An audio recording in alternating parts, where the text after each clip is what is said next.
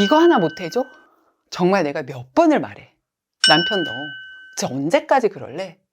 아휴, 이런 말 써보신 적 있으시죠? 저도 그렇습니다. 솔직히 이런 말들을 아이 앞에서 가끔 쓰게 되는데요. 안 되세요. 왜 쓰면 안 되는지 그냥 막연한 이유 말고 근본적인 이유를 한번 이야기해 볼까 합니다. 안녕하세요. 초등교사 헤라쌤입니다. 저는 이제 아내 입장이니까 제가 이런 비슷한 말을 했을 때가 있었던 것 같아요. 정말 내가 몇 번을 말해? 언제까지 그럴래? 이건 네가 하기로 했잖아. 이런 말들을 하면서 다투곤 했었는데요. 이럴 때 보통 표정도 안 좋고 또 집안 분위기도 냉랭해지죠. 그때 혹시 우리 아이들이 뭐 하고 있었는지 한번 생각해 보실까요? 그냥 아이들 그냥 하던 일 하던데요. 장난감 가지고 놀던 아이는 그냥 놀고 있었고, 게임하던 아이는 그냥 게임했었고, 공부하던 아이는 그냥 공부했었던 것 같아요. 밥 먹던 아이도 그냥 밥을 먹었고요. 뭐 커다란 다툼이 아니니까. 그럼 이제 생각해 보세요. 이 집안의 냉랭한 분위기, 남편을 향한 이런 짜증 섞인 말들에 누가 가장 죄책감을 느낄까요? 말을 하고 있는 아내 또는 잘못을 한 남편, 아니면 그냥 자기 일 하던 아이들. 한번 맞춰보세요. 아내는 아닐 거고요. 남편일까요? 뭐 남편이 아내의 이런저런 말을 듣고 즉각 반성하는 분이라면 뭐 살짝 그럴 수도 있지만, 글쎄요. 그럼 아이들이에요? 네, 아이들입니다. 뭔가 좀 말이 안 되는 것 같죠. 아이들이 여기에서 죄책감을 가장 크게 느낄 이유가 없잖아요. 그럼에도 아이들이 가장 큰 죄책감을 느낍니다.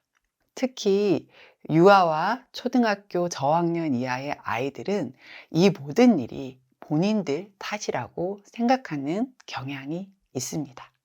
심하게 눈치를 봅니다. 비록 우리는 그걸 인식하지 못하고 있지만 아이들은 굉장히 심하게 눈치를 봅니다.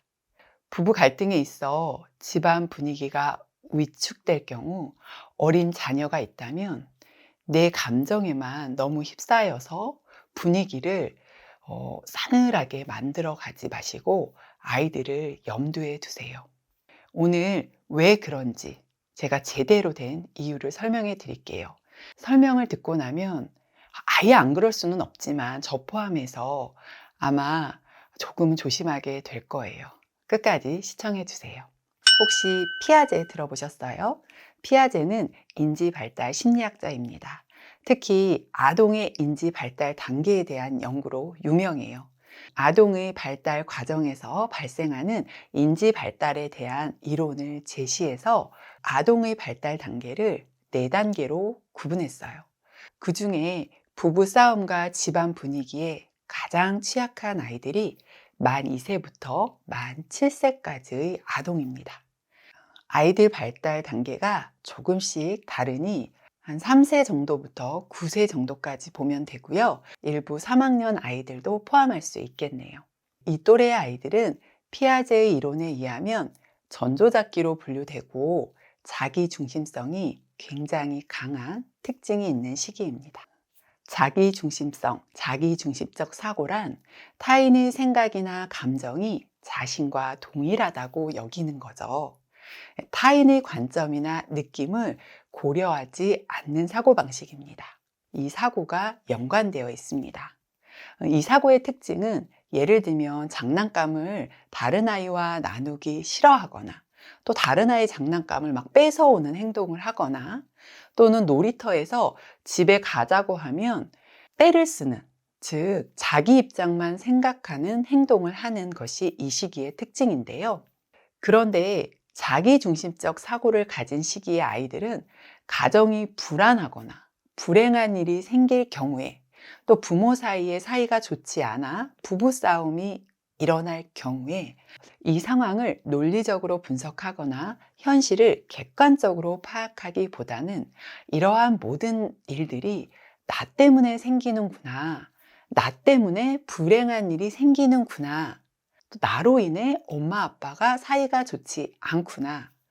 다툼의 이유를 자기 자신에게서 찾습니다.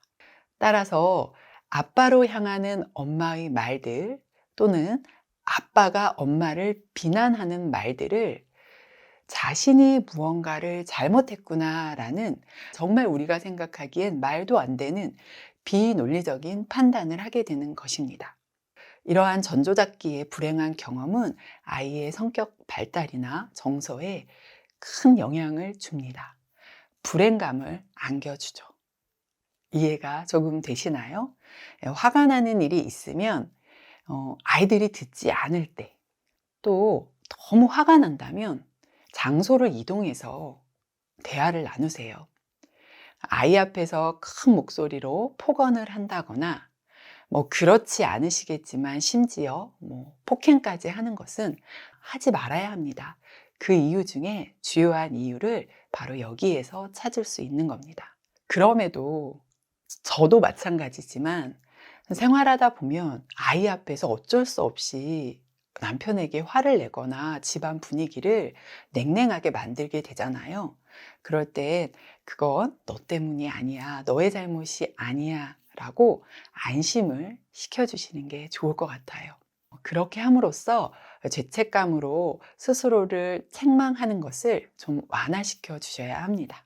어릴 때의 기억은 시간이 지나면 잊혀지기도 하고 기억이 덜 날 것 같지만 내재된 성격으로 자리 잡습니다.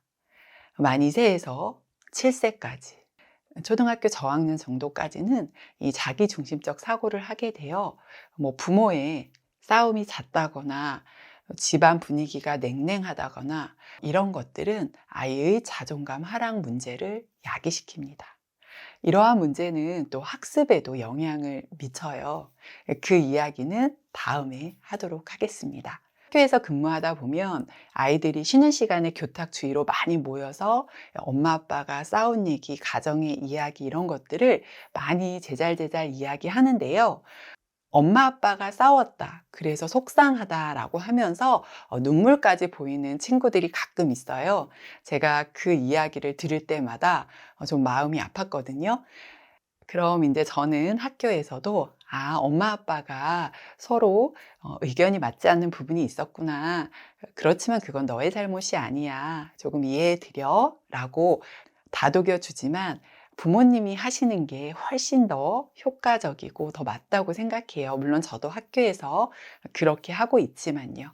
그러한 사건들을 좀 겪으면서 우리 부모님들도 아이들의 특징을 잘 파악하셔서 아이 앞에서는 조금 조심하셨으면 하는 마음에서 영상을 준비하게 되었습니다. 이 또래의 아동들의 자기중심적 사고에 대해서 이해를 하다 보면 아이들의 행동이 이해 안 되는 부분도 이해가 될 때가 많은데요. 우리 부모님들과 그런 이야기는 나중에 차차 하기로 해요. 도움이 되셨길 바랍니다. 감사합니다.